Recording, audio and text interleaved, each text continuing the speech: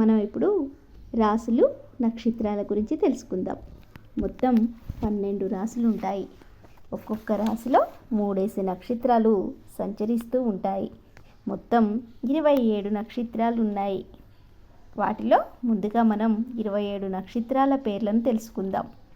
అశ్విని, భరణి, కృత్తిక, రోహిణి, మృగశిర, ఆరుద్ర, పునర్వసు, పుష్యమి, ఆశ్లేష, మక, పుబ్బ, ఉత్తర, హస్త, చిత్త, స్వాతి, విశాఖ, అనురాధ, జ్యేష్ఠ, మూల, పూర్వాషాఢ, ఉత్తరాషాఢ, శ్రవణ, ధనుష్ట, శతభిషం, పూర్వభద్ర, ఉత్తరభద్ర, రేవతి అనేటటువంటి మొత్తం 27 నక్షత్రాలు ఉన్నాయి.